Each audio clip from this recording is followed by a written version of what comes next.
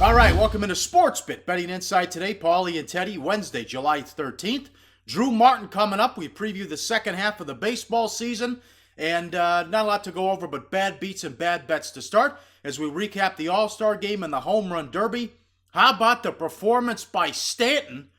Out of the 19 longest home runs in the Derby, he hit 18 of them, including 4 that left the ballpark at Petco. Yeah, and did you hear about the nightmare? Or at least a temporary marketing nightmare for the team, because earlier in the day, the Marlins sent an email to their fans saying, when Giancarlo homers, you score. And it said, quote, each time G launches a home run at a Petco, we'll knock a percentage point off future Marlins tickets. Well, guess what? Stanton proceeded to launch 61 home runs. He bested, what was it? Bobby Abreu had the 2005 record by 20 homers. His competitor, last competitor, Todd Frazier, also broke the record by 1, but he hit 61 dingers. In theory, that's supposed to be 61% off, but MLB says, no. 25% off is the max that we can give. So it was at least a temporary marketing nightmare, but a hell of a performance. And we talked about it on the preview edition of SportsBIT, Paulie, where they're talking about how Stanton had hit 5 home runs in his last 5 games and saying this is a guy that had slumped for the better part of 2 months, that was just coming out of it, heading into the All-Star break. Might be a big second half for Giancarlo Stanton, but it wasn't a good result for our play of the day, Paulie. This was a bad beat. We had Wil Myers against Duvall, and it's a bad beat because he had his 19-year-old brother as the pitcher to help him out. He plunked him and went up and in on him a couple times. He couldn't get in a rhythm because he's dodging pitches because his brother was the worst BP pitcher I've ever seen.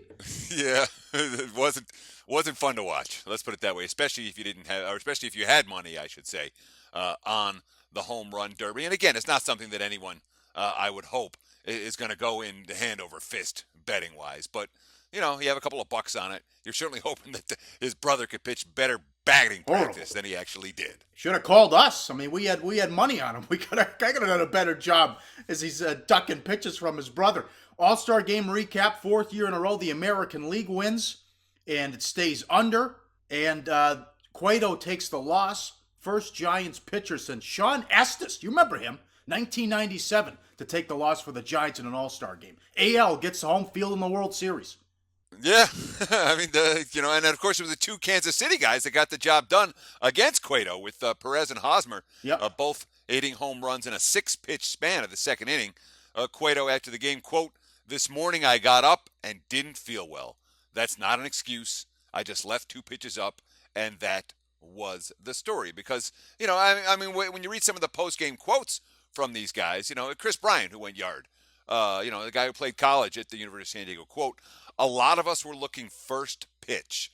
A lot of pitchers are coming to the game trying to light up the radar gun a bit.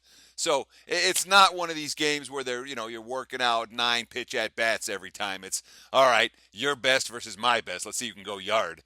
And of course, it was the American League that had a little bit more yardage in them than the National League last year. As you mentioned, the 4th straight win for the AL. And I mean, this has been a series in terms of the All-Star game. When one league gets on a run, man, you just bet on that league again and again and again. It's happened a number of times over the years. Remarkably streaky, these All-Star games. And the over wasn't play. It was, if you had the under, good job. But both teams got out a baseload load of jams too late in the game with the relief pitchers. Tim Duncan calls it a career, and what a career it was. His entire career in San Antonio, he finally calls it quits. Yeah. It's worth noting that he exercised his player option for the upcoming season before the June 29th deadline, so he'll get his full salary for the upcoming season despite retiring. I guess the Spurs give him a parting gift, for Duncan, a guy who gave so much to the NBA, so much to the city of San Antonio, so much to the Spurs organization. They could afford to pay him a year without playing. But here's my question for you, Paul Howard. Spurs' next title, over under 5 years? Oh, definitely over. With what Golden State has in play. I'm with you 100%. I think that even though Tim Duncan at this stage of his career wasn't that guy, San Antonio without him is going to be a long time coming before they win another title. Yes, no doubt about that. And who knows how long Popovich is going to stick around. This is not a surprise. It didn't last long. Pacquiao comes out of retirement. He's going to fight. Yeah, that didn't take long at all. When did he retire? April 9th? Yeah, right. What's it now? 3 months later, oh, well, I'm going to fight again. But it's worth noting, Pacquiao was in the equivalent of the House in the Philippines. And now he's in the equivalent of the Senate. And everything I've read is that there's a lot more work in the Senate than in the House of Representatives. So the guy's working more now. And now even with all this working, he's like, yeah, well, I'm going to have a fight. What do they talk about? The last Saturday of October, the first one of November on an HBO pay-per-view card here in Las Vegas. Bob Arum and Top Rank supposedly putting a card together for that event. But, I mean, come on. Manny Pacquiao, I mean, his best fights are, a decade behind him now? To me, it's not news. It's, I guess, boxing doesn't have enough headliners, so when somebody comes out of retirement, it makes a headline. But this wasn't even retirement. He's only been gone for 3 months. Football right around the corner. SEC Media Days continue in Hoover, Alabama, and some coaches on the hot seat. Gus Malzahn, sure. A couple years ago, he goes to the national title game. Since then, a losing record in the SEC. You got Les Miles on the hot seat. Can he survive again after what happened at the end of last year? Hugh Freeze could be in trouble because of potential sanctions coming down on Ole Miss. And Kevin Sumlin, who keeps running quarterbacks out left and right, he also, since Johnny Manziel had that magical season, he has a losing record in SEC play. So that's been the talk so far with SEC Media Day. I mean, to hear Malzahn on the hot seat, to me, is baffling. This is the hottest coaching prospect. Auburn paid a ton of money to get him. He took him to the national title game, 3 years ago? Yeah. And now, oh, well, you didn't win last year. Yeah, you're on the hot. I mean, to me, it's insane. That's insanity. It's not like there's another guy right behind Malzahn who's like, all right, we'll bring him in, and immediately we're going to be winning titles again. Well, didn't they, Chiswick won a national title, and they fired him 2 years later. Yeah. Look at Les Miles. I mean, the LSU program was okay. They had a brief jump up when Saban came there, and then Saban went to the Dolphins, and that was the end of it. It wasn't like LSU was in great shape. Since Les Miles has been there on a year-in, year-out basis, LSU is competing for SEC West titles, SEC titles, and national titles. All right, they haven't gotten there every year, but they've been in contention.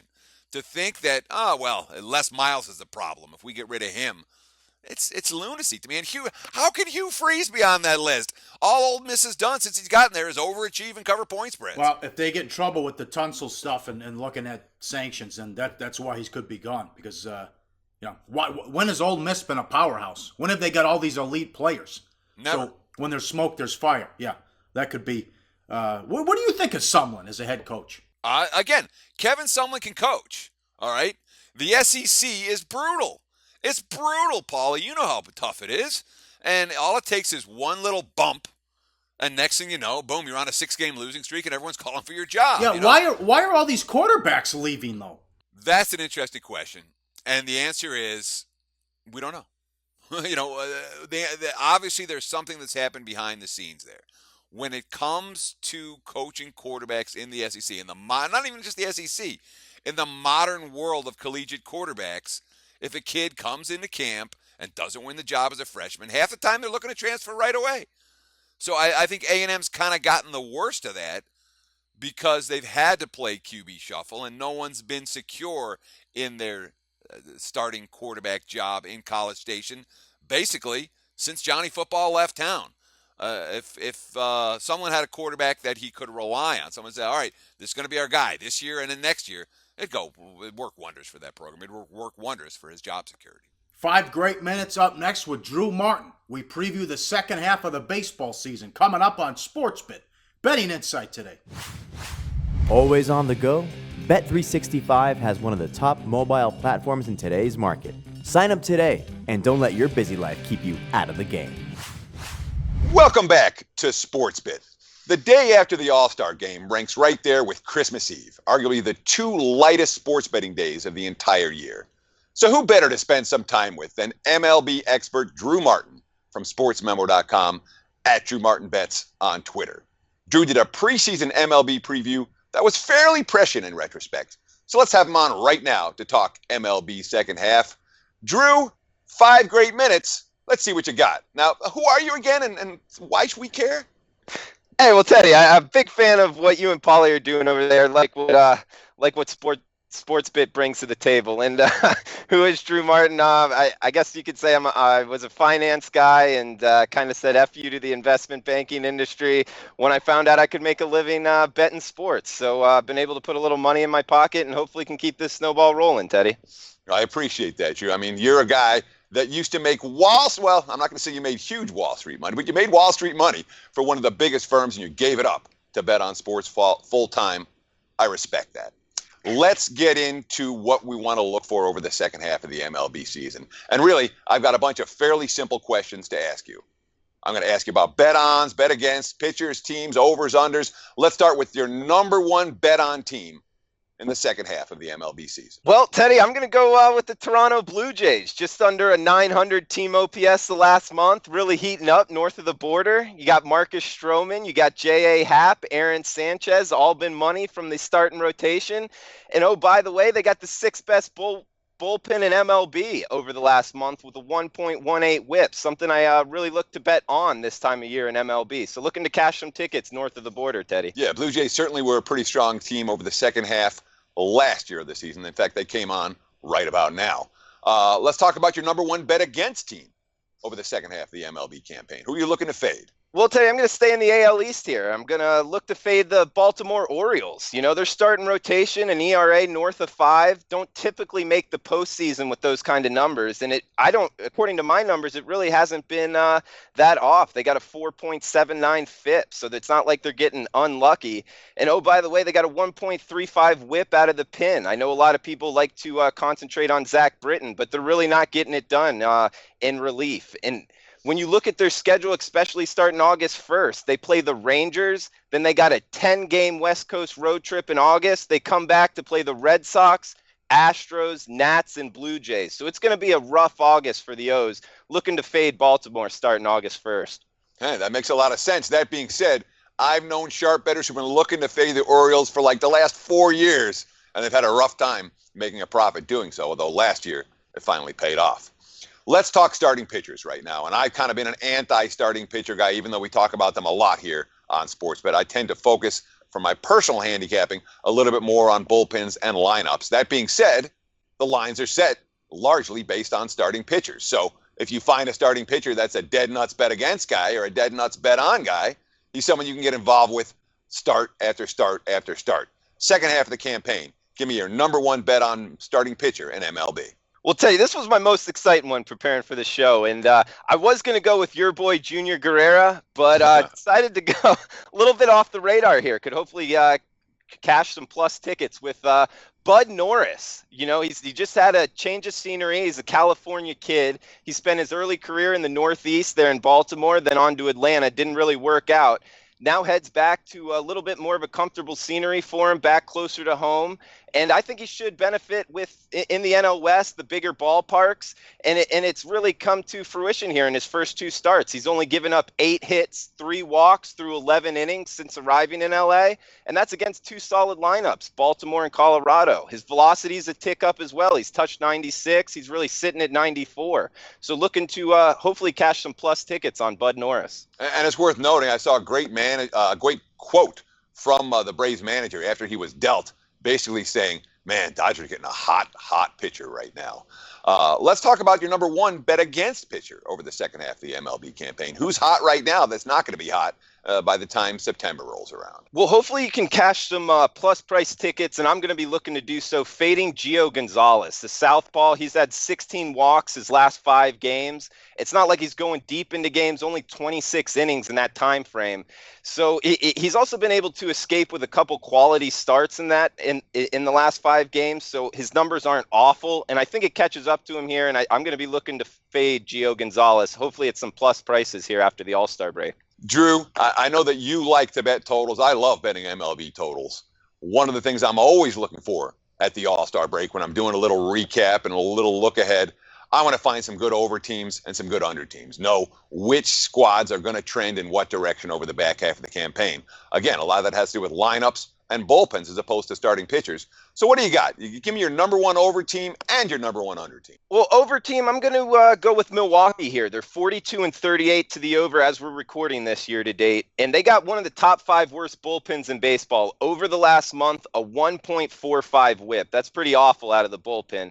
And especially at home, look to bet them over. The Brew Crew's almost 80 team OPS points higher when they're hitting in Miller Park. And as far as an under team, this one, I think a lot of people are on the New York Yankees. They're 37-39 to the under. I think the Yanks trend under to close out the year. They got one of the best bullpens, and as long as they keep that intact, I'm going to be looking to bet the Yankees under, especially on the road. Their team OPS 670. It's just awful on the road. They can't get runs across the plate there for the Yankees. It's worth noting that if that BMC bullpen does get dealt before the trade deadline, you might alter that assessment, yes? Oh, absolutely. So as of right now, I'm looking to bet them under, but that's subject to change. Sure, but also it's something you can do the first week right out of the break. Drew Martin, really appreciate your time here on the day after the All-Star game. Best of luck over the second half. Where can folks find you? Well, on Twitter, you can find me at Drew Martin Bets. That's BETS at the end of my name. And all my work's there at sportsmemo.com. Thank you, Drew. Best of luck. All right, best of luck to you, Teddy. Go to SBRodds.com. Browse, compare, and shop live odds available at top online sportsbooks. Nice work, Teddy. Thanks to Drew Martin. We're back Friday. No play of the day, nothing to talk about. No games going on in the world of sports. So we're back Friday, regular show. Big game breakdown, and we finish off the NFC North with the Minnesota Vikings, Teddy. Looking forward to that, Paulie. So tomorrow off, full show again on Friday. Back as usual right here on SportsBIT. Betting Insights Today.